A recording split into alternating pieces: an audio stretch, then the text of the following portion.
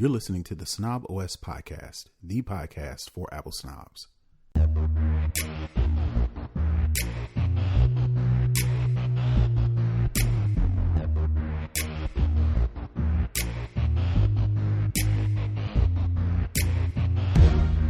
Yo, this is Terrence Gaines, aka Brother Tech.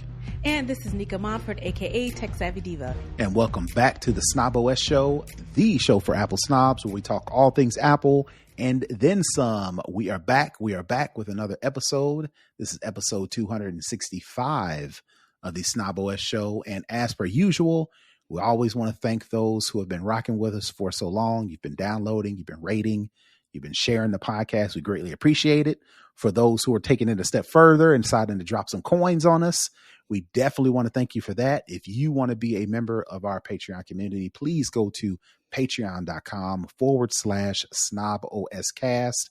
You can watch the show live. You can watch the show early, and you get access to extra content that will not be on the recorded show that typically airs on Friday. So we definitely want to thank our Patreon supporters. And like I said, we're going to get right into the show. We always start with the lowdown where we talk all things Apple. We've got a couple of things going on. First and foremost, iOS 17.5 is now available for iOS, for iPad OS, I think there's also a watch OS update as well.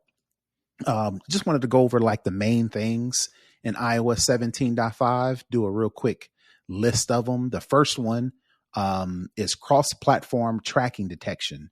Basically what this is if you iOS users who have AirTags can, track their pets, track whatever the case may be. Android users, Google users have their own version of AirTags.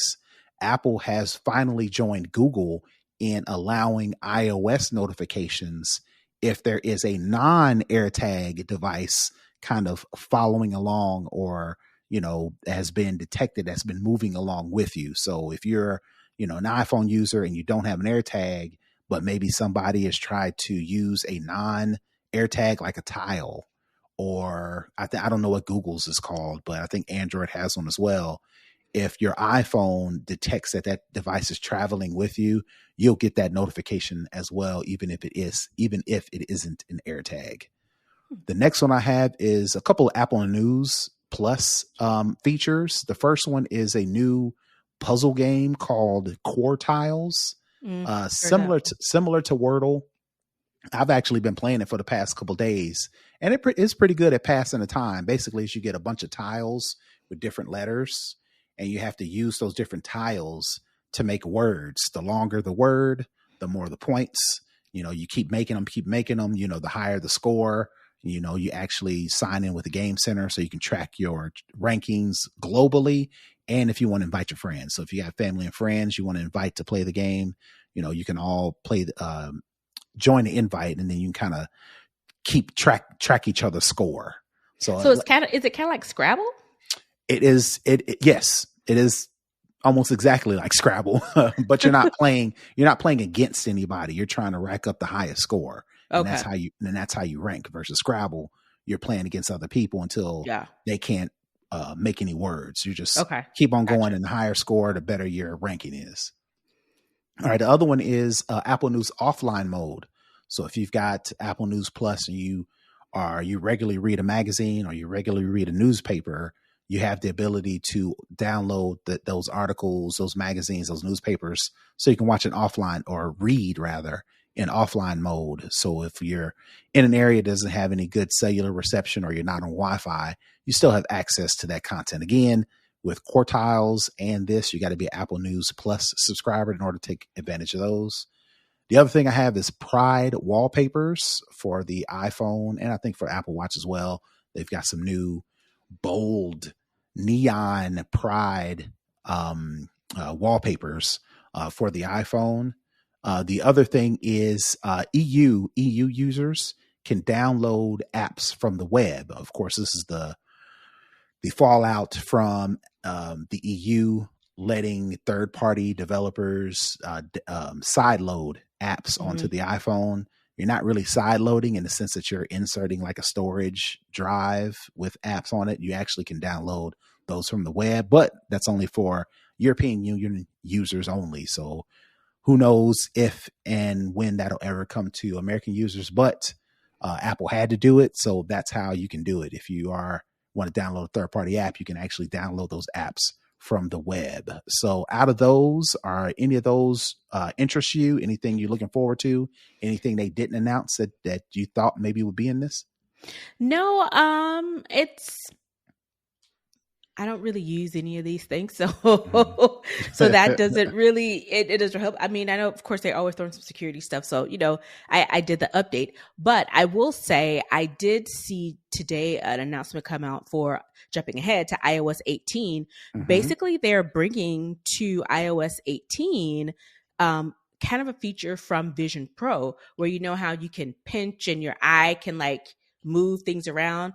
Apparently that's coming to iOS 18, where if you are, say, in the kitchen cooking your iPad and you want to turn the page or something, you can do it with your eyes now. I forgot what they named it because it popped up on my timeline. I was like, oh, this is neat. I was like, this is the innovation I'm talking about. Bring some of the the Vision Pro to called what is eye tracking. Oh, is that what it's called? I thought it had a fancier name, but no, it's just called eye tracking. Okay, I would assume that they would do it like a hand gesture, similar to like some cars where you can swipe your hand across the screen and you can do the volume up or down. I would assume that you would be able to take your hand and swipe in the air and it would change the page on an iPad, but I guess they're going to do. So it's on the accessibility features because it's one of those things where if someone, remember we talked about the guy with, he was a quadriplegic and I think it was his Apple Watch. I can't remember what his product was, but he was like, hey, do it this way. So it helps people who like me who want to use it. So I think this may be a way for people who have mobility issues with their hands or their arms or their upper body. They'll still be able to engage with their iPad, their phone by just merely looking at, the screen and flipping the page or that type of thing. So yeah, I think that's cool. Yeah, I found the Apple News article. Apple today announced new accessibility features coming later this year, including eye tracking, a way for users with physical disabilities to control iPad or iPhone with their eyes. So again, we may have to wait until iOS 18 plus to get that feature, but that's dope that Apple always thinking about accessibility, always thinking about safety and security. So they are definitely carrying along that torch. Yep. And I thought that was pretty cool. That for me kind of stole the thunder from the 17.5 with that. I was like, oh, well, I'm pretty sure they're going to announce it next month at WWDC. But we won't get our hands on it until later on in September, maybe even longer, because Apple has a history of announcing features that don't necessarily come when they said they were. Yeah, it just hit the Apple newsroom today. So it was literally like right before we came down to record it. I saw this. I was like, oh, this is interesting. So yeah. All right. So that's it for iOS 17.5. Like I mentioned, that's available now. And I think there's also an Apple Watch update as well. I have to go back and look and see what's included in Apple Watch. I assume not a lot because I couldn't find anything on it. So I'll report back if something pops up. Follow SnobOScast on social media to get those updates. All right, so that's going to do it for that story. The next one I have up is Apple apologizes for iPad ad. So I don't know if anybody watched the Apple event, but to promote the super thin iPad Pro, Apple put a bunch of equipment, musical instruments, all these different physical features or physical devices that people use to create things, whether it be music, whether it be art, whether it be sound, whatever the case may be. And they put them on a hydraulic press and squeeze them all down. And some of them broke, some of them popped or whatever, similar to what you would see if you go on Facebook, if you go on Instagram and kind of watch those channels. They like squeeze stuff. So Apple kind of took fruit, everything. Right, metal, yeah, whatever you can think of. They've put it in these hydraulic presses. So Apple put that in to demonstrate that they have consolidated compressed all of those devices down to where now you can do that, or you can simulate doing those things on this super thin iPad Pro. For whatever reason, people took offense to that. The ad posted on social media Tuesday by Apple CEO Tim Cook was met with backlash from internet users who felt the ad celebrated technology's destruction of human creativity and art. So Apple had to issue an apology. They say creativity is in our DNA at Apple, and it's incredibly important to us to design products that empower creatives all over the world. Our goal is to always celebrate the myriad of ways users express themselves and bring ideas to life through iPad. We missed the mark with this video, and we are sorry. As a result, Apple no longer plans to run the iPad ad on TV. So I wanted to get your take. Are people on the mark on this one, or are they tripping? So I saw this meltdown real time. Okay. And I was like, what's the problem? I honestly couldn't figure out why people were so mad. I was confused. And I'm scrolling and I'm seeing people, oh, Apple is capitalistic. They're trying to ruin. I mean, it was like vicious, like vitriol. And I'm like, looking around, I'm doing like that Whitney Houston meme where she like is looking around because Right. I was like, I didn't understand why people were so upset. I was like, maybe I'm not a creative enough, because to me, the ad is basically saying you can do all those things that you just saw. All of them were being compressed into consolidated down into the iPad, into this one device. And I was like, that's what I got from it. I didn't get the crushing and the stifling of creativity. I was like, I don't get it. Yeah, let me read these quotes. The symbolism of indiscriminately crushing beautiful creative tools is an interesting choice. The ad effectively convinced me I need less technology in my life. Other users said the ad was in poor taste amid growing fears that the AI could replace workers, even those in creative fields. So it sounds like they are, to me,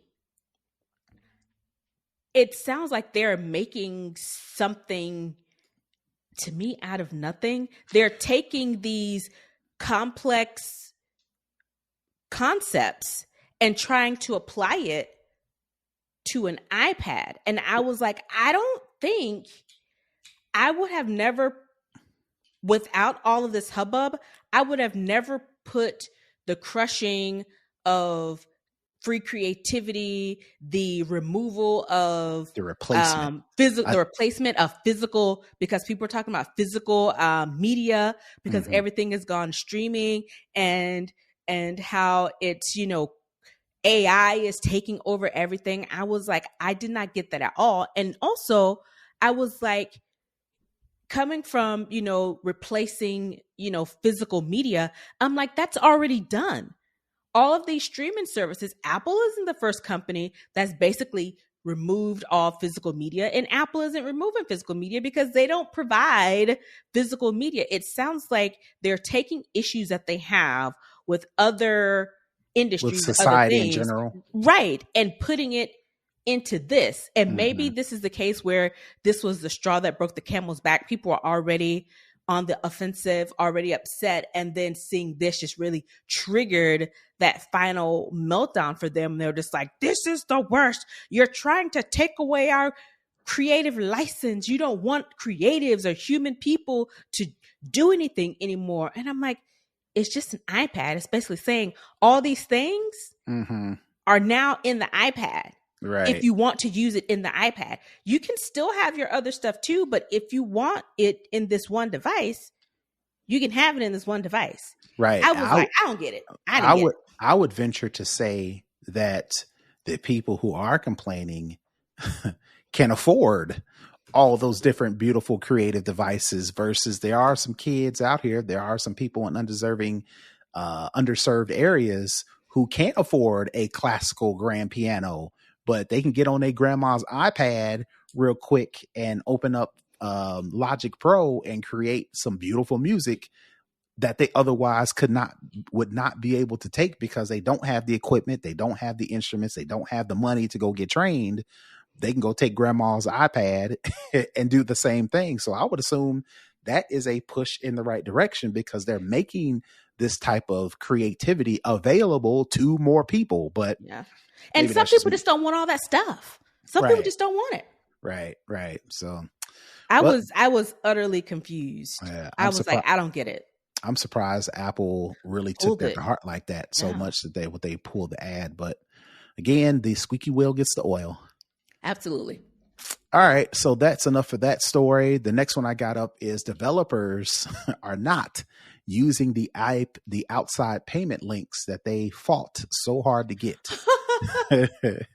So remember that story that came out that, Apple kind of lost that case to where they had to allow, companies, if they wanted to let users to subscribe to their content, that they could actually point to a external link to actually subscribe to. If you're playing a video game and you want to get extra credits to play the game, instead of going within Apple's subscription service to where Apple gets 30% commission, they were forced to allow developers to do that.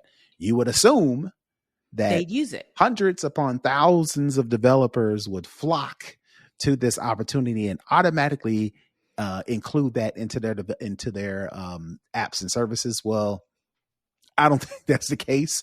Out at this point, so I'll just read this quote. At this point, however, only 38 developers out of 65,000 have signed up to use the option.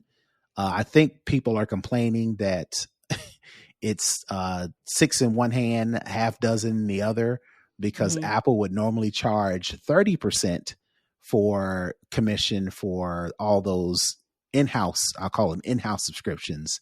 If you use a third-party outside link, Apple would charge 27%, which is they're saving 3%. But the kicker to that is after they get charged by the credit card processing companies, their processing fees, then that would total right back up to 30%, if not more. So it's kind of like, all right, well, I really ain't gaining nothing by using the third party link, the outside link. I would actually lose because I got to develop for that. I got to push time and I got to push manpower, resources to get that implemented. So it's kind of like, we ain't doing it. That's kind of the general consensus as to why people may not be using it. But it's almost like, well, again, Apple's like, all right, you asked for it, now you got it. So it's like, be careful what you wish for, I guess, unless you've got another take on that. It's really strange, but it's not, because people are weird.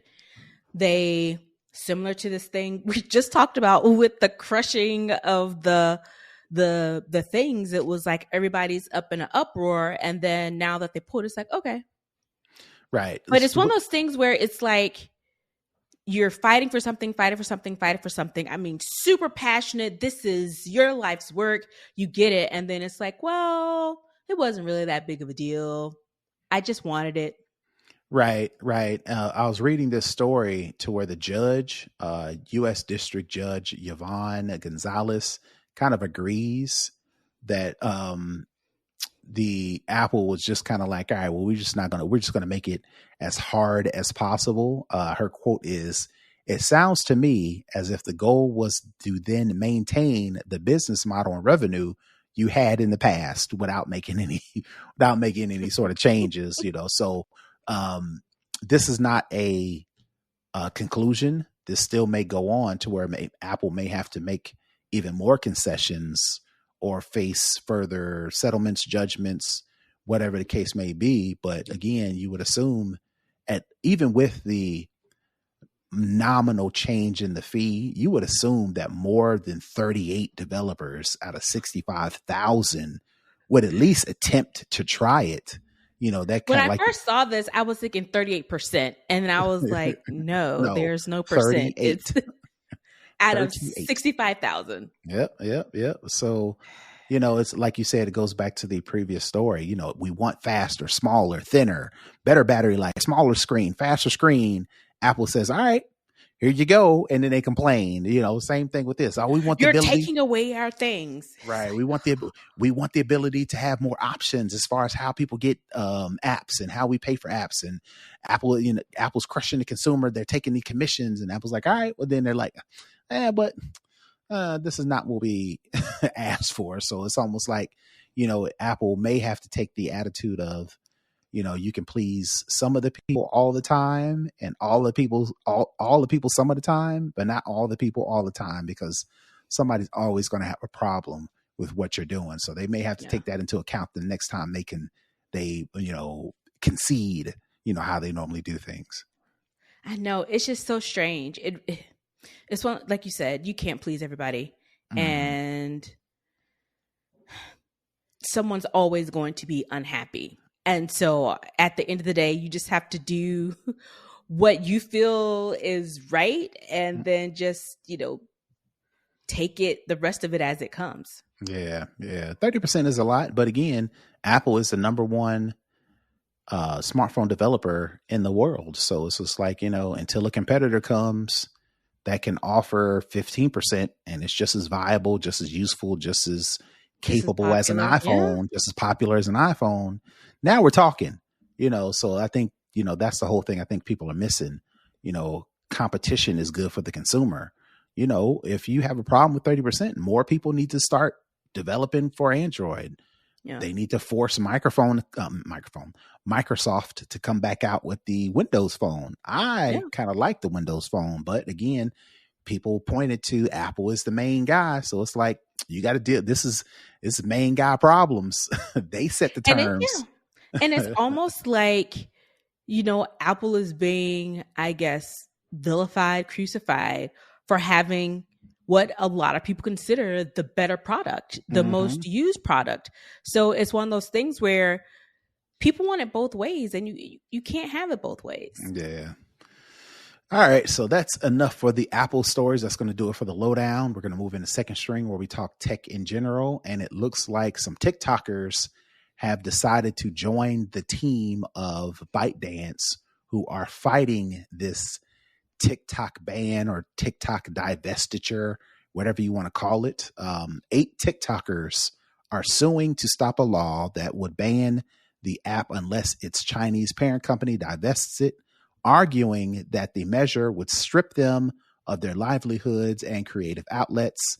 Again, like I mentioned, the suit is similar to the company's own challenge to the law, in that it leans on First Amendment arguments. And basically what these kids are saying is, TikTok is a special place. Sure, there's Facebook. Sure, there's Twitter, Instagram, whatever the case may be. But TikTok with its algorithm, TikTok with its features, with the options, is a special place. And you're pretty much stifling my creativity, therefore stifling my First Amendment rights by forcing ByteDance to split off TikTok, again, without any sort of evidence that proves that this is as important of a national security event that the Congress overwhelmingly, including the president, pushed this thing through. So again, the question is going to come is, and this is the argument that TikTok is making, or ByteDance rather is making, is how can you stifle our First Amendment rights without any sort of proof that there's a national security threat at hand? Now we can all kind of assume, we can kind of all point to previous cases in the past to where bad actors have used social media to push narratives, push propaganda, whatever the case may be. But propaganda and misinformation is not a national security threat that Congress used in order to push this thing through. Yeah, it's one of those things where I was waiting for this to happen because a lot of the conversation was going back. It was going between, members of Congress, and it was going, from the TikTok CEO, that, ByteDance, and it was going just back and forth in the court system. It was a lot of rumbling, but you really didn't have, you had input from the consumers, but nothing really tangible. And this is the part I was waiting for people whose livelihood this is, and people who've, basically, gotten out of poverty or gotten the ability to quit their 9 to 5 or, whatever job they were doing that they didn't like to support themselves. And they were able to become a content creator and make a living from it. And this is now their business. And I was wondering how long it was going to take for the actual consumer to have their proverbial say in this matter.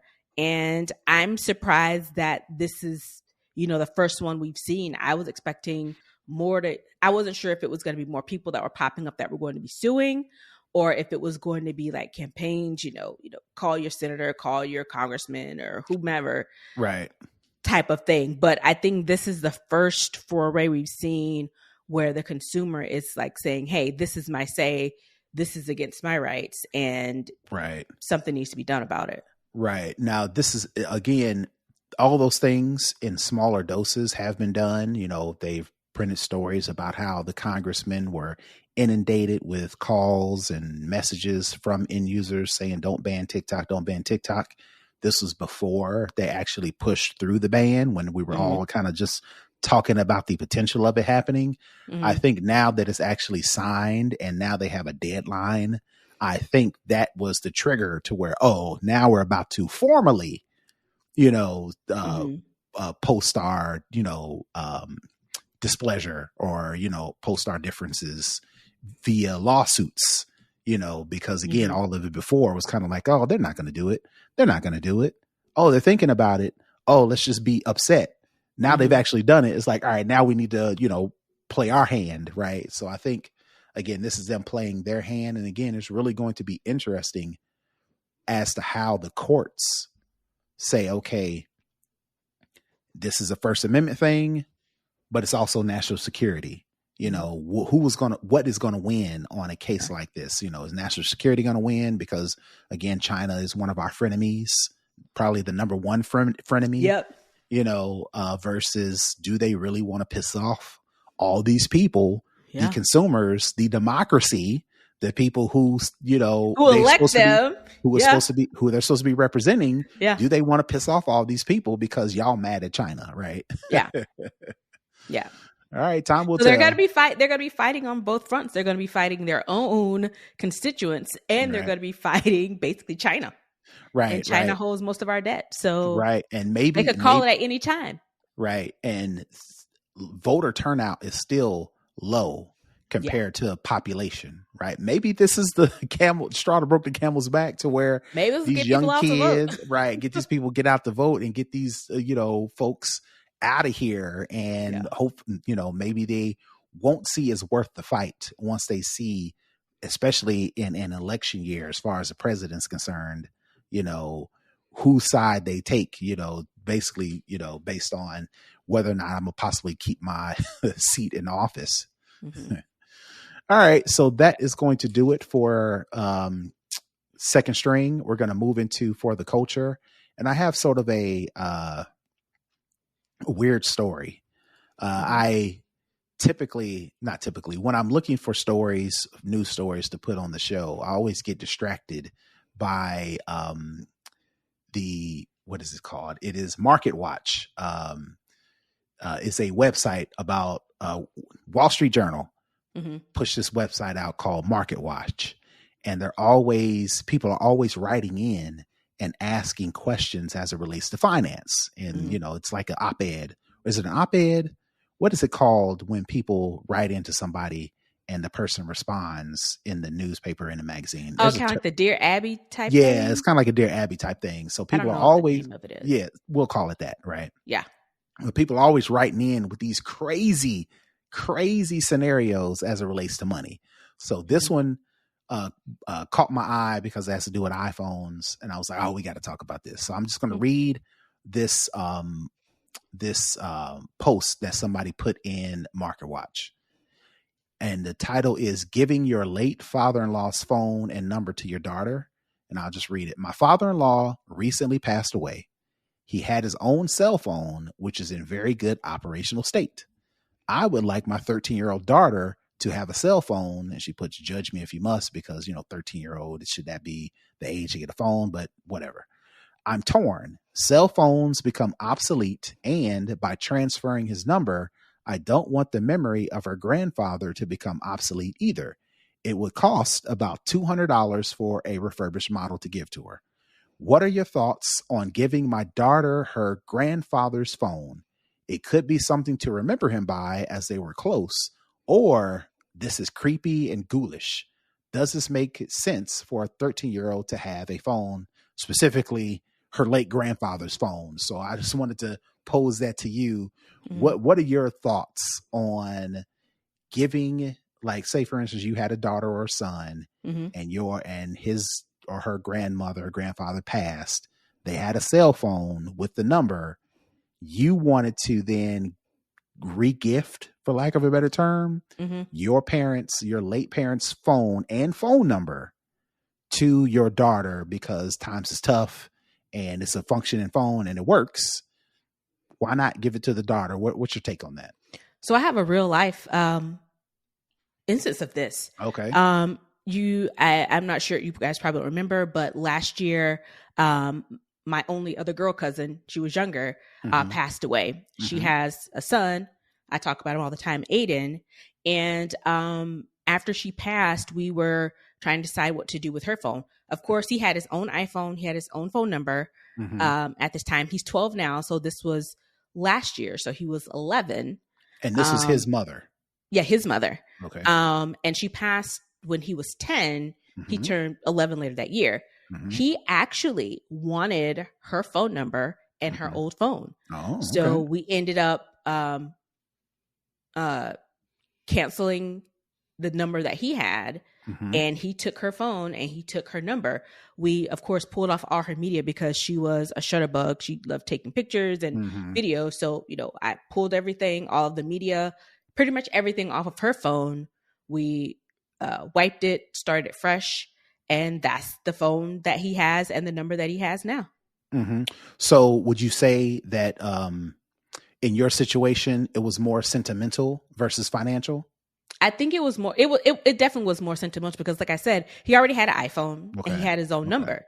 So it wasn't something as, it's not quite a 1-for-1 for this situation, but on the end of whether is it creepy or ghoulish, I don't think so. Okay. And the daughter is 13. So I think she's old enough to understand, the mentality behind it. And if she was close to her grandfather and if she wants this as a keepsake, then I don't see a problem with it. But it was kind of like almost a normal thing for him. We were surprised that he asked for it.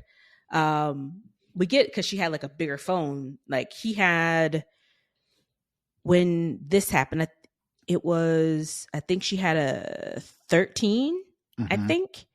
And he had like an 11, I think. So he wanted to, for him, it was like, I want the upgraded phone. I want the bigger phone. And she did like the Pro Max. She did the Pro Max version, so he had the big phone. But when he wanted the phone number, that was a little bit surprising. But hey, I mean, again, at this time, he was 11. So no, he was still 10. He got the phone when he was still 10. His birthday's in October and she passed in February. So so he made that decision and we were like, okay. It kind of came out of blue almost. It was like surprising, but I was like, okay, dude. Right. We're going to rock with that. So I would only see it weird for the phone number part. I can understand, I could see for sentimental value getting the phone.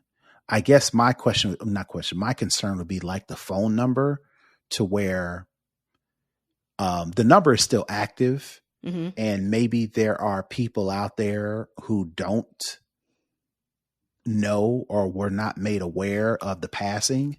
So maybe every once in a while out of the blue, you would get a phone call and the person on the other end would be like, hey, so-and-so. And then if they were close, that would to me kind of trigger, like if you're trying to move on, you never really move on. Yeah. I've never lost anybody that close to me, so I can't speak on that. But I would assume you're trying to, okay, we've done the mourning, the next steps are acceptance, whatever the case may be, and then trying to move on. And then you think you've kind of got the hang of it. and then you get a phone call from somebody that says, oh, so yada, yada, yada. And then that kind of brings all those memories back to where, it's like, now now I gotta not necessarily start over, but I was doing better. Yeah. Now that kind of took me a couple steps back as far as trying to, move on. That was the only thing to I'd be like, all right, we're trying to move on. And, you'll never really kind of move on because the number is still live. It'd be one thing if the number was changed or one number was changed to where you wouldn't get those kind of reminders. But maybe for people, that's cathartic for some people, because again, we've got AI out here to where you can, talk to your past, your family members who have passed or moved on or whatever the case may be. So, different strokes for different folks. With me, I'll be trying to move on. Yeah. So it's interesting. After he said he wanted it, she waited for a couple of months, one, to make sure, he didn't change his mind before, she gave it to him. And she just kept telling him, we'll give it to you once we get everything cleared off and get, all of that stuff situated. And, she, of course, I mean, he's 12 now, but it's one of those things where she still checks his phone to make sure, everything's cool and, nothing's popping in. And, he knows that if, he gets a call or a text from someone he doesn't know, to take it to my aunt, his grandma, for that. So we haven't had any issues with it. It was because, she was so young. It was, and we live in a small town. It pretty much got around to everybody. I mean, okay. I mean, honestly, same day. People kind of knew. People showed up to the house. Yeah. So it's one of those things where it was pretty, it was pretty much well known. I know an instance of that. She passed in February. I was at the Render Tech Conference in June, and it was the last night of the conference. They had like an after party at Sweet Lounge. There were some friends, we're having a dancing, eating, drinking, having a good time. And some random person tapped me on the shoulder, and they were like, "You look like one of our friends from college." She's like, "I'm sorry, I know this is weird. Me and my friend were just talking, and you just look so much like her." And we were just, we just wanted to say it. We had to because it was like whatever. And so then, a couple minutes later, and then they came back and said something else. And I was like, "What was your friend's name?" And they told me. Oh, wow. And it was my cousin.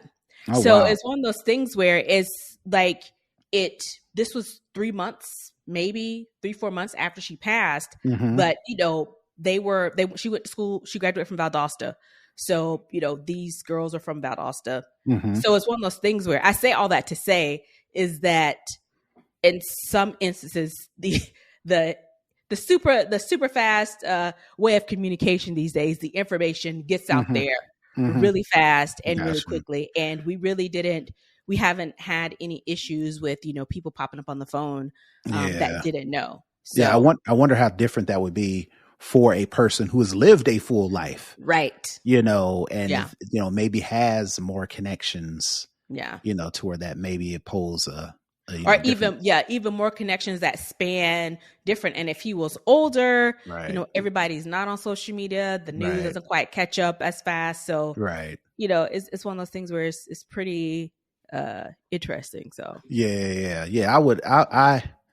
I don't know if I would maybe give over the phone, because again, this is Market Watch. So the person wrote in was kind of more concerned about how much it would cost to get the 13-year-old a phone. And she was like, "Oh, well, your grandfather died.